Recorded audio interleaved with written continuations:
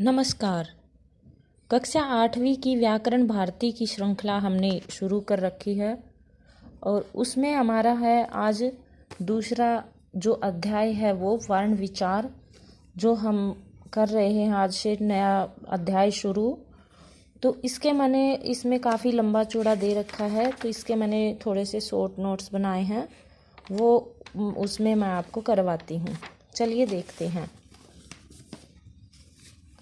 यह है हमारा वर्ण विचार। सबसे पहले हम देखेंगे कि वर्ण किसे कहते हैं।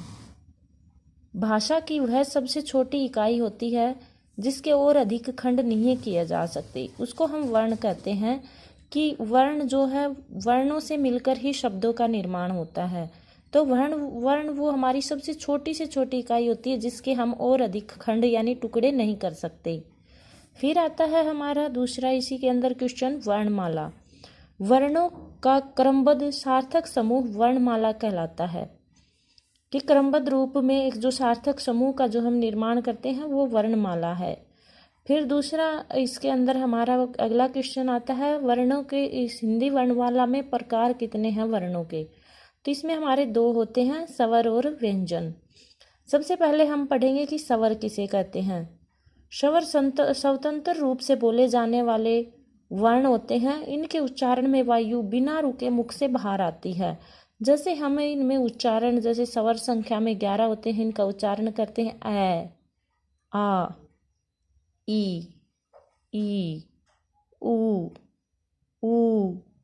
री, ए, ऐ, ओ, औ।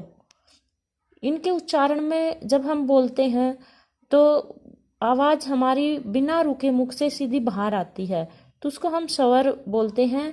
और ये किसी दूसरे अन्य वर्ण की सहायता के बिना ही बोले जाते हैं। फिर आता है व्यंजन। स्वरों की सहायता से बोले जाने वाले वर्ण होते हैं। इनके उच्चारण में वायु रुककर मुख से बाहर निकलती है। व्यंजन संख्या में 33 होते हैं। ये स्वरों की सहायता से बोले जाते हैं। जैसे है ये कैसे है तक होते हैं। जैसे हम कै बोलते हैं तो कै के अंदर ए की साउंड आती है, तो ये स्वरों की सहायता से जो हम बोलते हैं वो व्यंजन कहलाते हैं। और स्वर वो स्वतंत्र ध्वनि होती है जो बिना किसी अन्य वर्ण की सहायता से बोली जाती है, और व्यंजन में स्वरों की सहायता ली जाती है। फिर आता है स्वर के भेद। स्वर के प्रमुख रूप से दो भेद होते हैं, ह्रस्व स्वर और दीर्घ स्वर। ह्रस्व स्वर होता है, इसके उच्चारण में एक मात्रा का समय लगता है। ये संख्या में 4 होते हैं, ए, उ, ई, री। ये ह्रस्व स्वर होते हैं। इनमें एक ही, जैसे ए की हमारी सिंगल मात्रा होती है, इनमें एक ही मात्रा का समय लगता है। फिर आता है दीर्घ स्वर।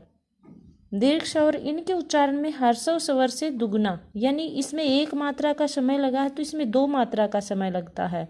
ये संख्या में 7 होते हैं, आ, ई, उ, ए, ऐ, ओ तथा औ। फिर हम देखते हैं कुछ विशेष। कुछ विद्वान प्लुत स्वरों को भी स्वर का एक भेद मानते हैं।